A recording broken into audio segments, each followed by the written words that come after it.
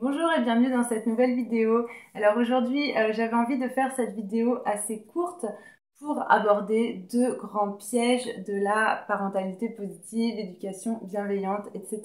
Voilà, je pense que ce sont deux pièges hyper courants quand voilà, on est jeune maman par exemple et qu'on commence à s'intéresser à ces démarches-là, à changer notre regard sur l'enfant. Et moi-même, je suis tombée dans ces pièges-là et ensuite ça m'a pris beaucoup de temps pour cheminer, pour déconstruire ça et repartir sur autre chose.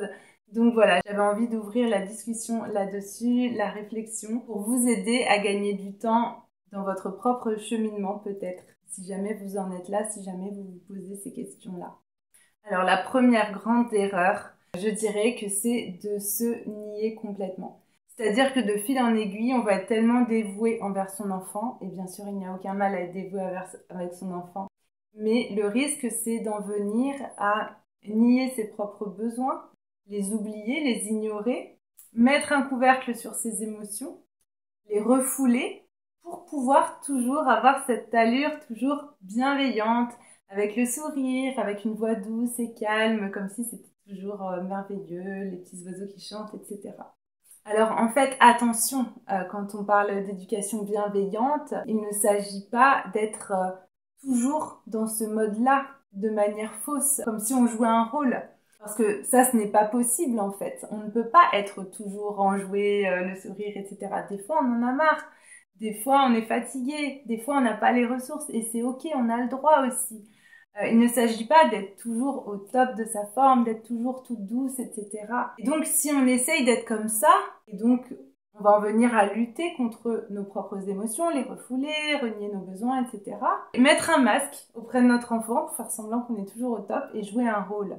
Et ça, à long terme, eh bien, ça ne peut pas fonctionner et c'est très risqué parce que déjà, notre enfant, il va se rendre compte qu'on n'est pas sincère et authentique. Enfin, je pense que l'authenticité, c'est hyper important dans une relation. Et puis surtout, à force de prendre sur nous, prendre sur nous, prendre sur nous et de ne pas nous écouter, on risque de devenir frustré, d'accumuler des frustrations, peut-être même de la rancœur envers notre enfant, inconsciemment peut-être, et à force, eh bien, à un moment donné, de finir par exploser. Et même par exploser sur notre enfant pour une moindre petite broutille. Peut-être qu'il aura juste laissé tomber sa cuillère par terre, mais comme on n'en peut plus parce qu'on s'est ignoré toute la journée et que notre cocotte est presque pleine, et bien là, on risque d'exploser sur notre enfant. Et lui, il va rien comprendre en fait. Il va rien comprendre parce que lui, il a juste fait quelque chose de complètement anodin et ça nous met dans une rage folle. Mais pourquoi en fait? Parce qu'on est dans le sacrifice et que du coup, on est frustré.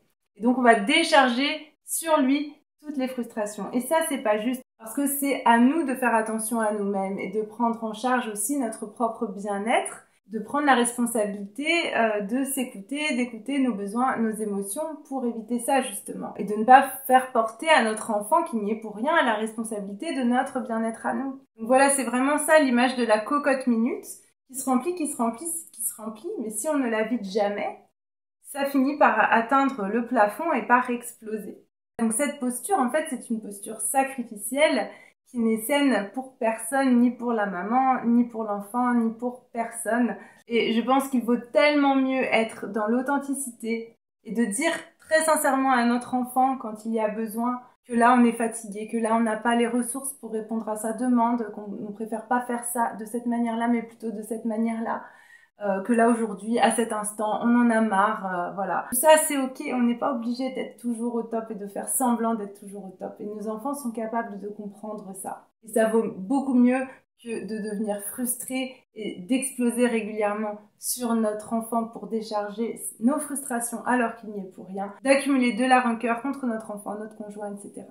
Et donc c'est pour ça que dans mon programme d'accompagnement, une relation harmonieuse avec mon enfant, il y a toute une série de vidéos sur la maman, sur les besoins, les émotions, apprendre à comprendre ses besoins, à accueillir ses propres émotions, etc. Parce qu'on ne peut pas juste se centrer sur l'enfant en s'ignorant nous-mêmes. On ne peut pas dire qu'on va concentrer notre énergie pour remplir les besoins de notre enfant si on ne remplit pas d'abord nos propres besoins. On ne peut pas se dire qu'on va accueillir correctement les émotions de notre enfant et même lui apprendre à accueillir ses propres émotions et à réguler ses propres émotions si on ne le fait pas avec nous-mêmes, si on ignore les nôtres. ça n'a pas de sens en fait. Donc c'est pour ça que c'était très important pour moi dans ce programme d'inclure cette dimension-là et de vraiment vous accompagner pour cette écoute de vous-même en fait.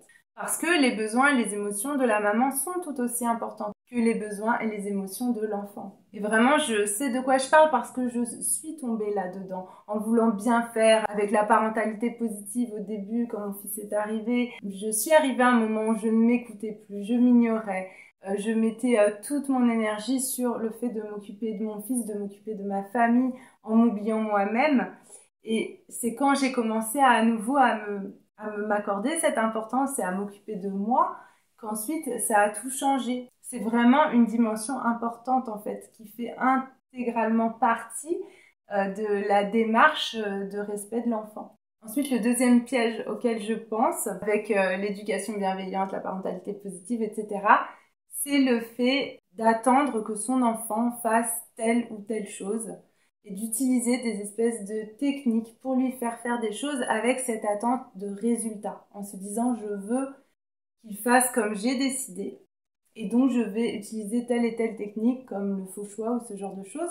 J'en ai parlé dans une vidéo précédente, je vous invite à aller la voir si vous ne l'avez pas vue. Et donc voilà, d'utiliser ces techniques mais en restant obstiné sur le fait qu'il faut qu'il y ait ce résultat et on va être dans une attente de résultat. Alors le problème, c'est que ces astuces, ces techniques, etc. ne vont pas toujours fonctionner. Et même, est-ce que c'est souhaitable qu'elles fonctionnent, sachant que quand on est dans cette façon de penser-là, de vouloir absolument que notre enfant fasse ce qu'on a décidé, on n'est quand même pas dans une posture respectueuse, on ne lui laisse absolument pas le choix, on n'est pas dans l'écoute de ses besoins, de ce qu'il a à nous dire, etc. De toute façon, ça ne peut pas toujours fonctionner, j'en avais parlé dans cette autre vidéo. Et quand ça ne fonctionnera pas, là, on risque de ressentir beaucoup de frustration, beaucoup de rancœur, voire de la colère envers notre enfant et d'exploser sur lui et de retomber dans les pétages de câbles en fait. Parce qu'on va se sentir frustré que ce qu'on met en place ne fonctionne pas. Si on s'attend à ce que ce soit quelque chose qui marche, si ça ne marche pas, déjà on risque d'en vouloir à notre enfant, puis on risque aussi d'en vouloir à nous-mêmes, de se sentir en échec, de se sentir incompétente en tant que maman, etc.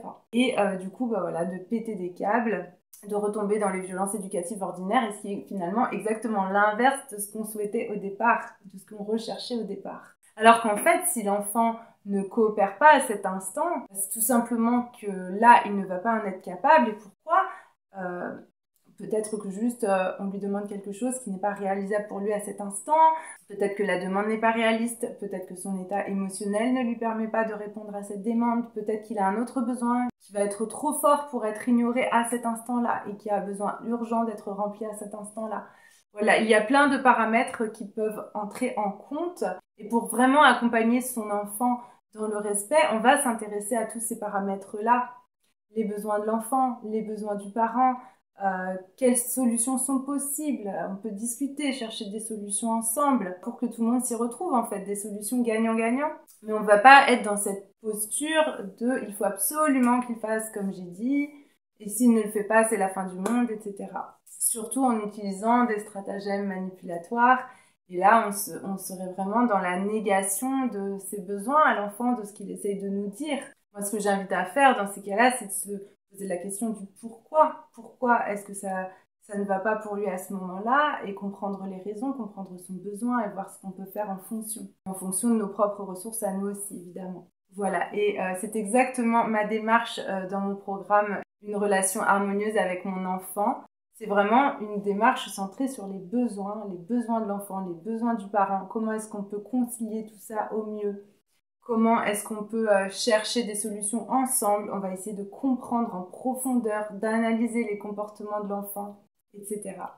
Donc ça n'a rien à voir avec le fait d'appliquer des recettes pour faire à l'enfant quelque chose qu'il ne voudrait pas faire, avec cette attente de résultat. Là, il n'y a pas d'attente de résultat. On va vraiment être dans une démarche plus ouverte et respectueuse vis-à-vis de notre enfant. Alors, si tout cela vous intéresse, sachez que mon programme Une relation harmonieuse avec mon enfant a à nouveau ouvert ses portes il y a quelques jours pour accueillir les inscriptions pour constituer un nouveau groupe pour la deuxième session qui démarrera en janvier. Donc si ça vous intéresse, je vous invite à cliquer sur le lien qui sera sous la vidéo pour avoir accès à toutes les informations sur le contenu du programme, les modalités, etc. Et si le cœur vous en dit, de nous rejoindre et je vous accueillerai avec grand plaisir. On a déjà un beau petit groupe qui est en train de se constituer avec des mamans super motivées et voilà, j'ai hâte, je pense que ça va être vraiment, vraiment chouette. Et sur ce, je vous dis à bientôt pour la prochaine vidéo.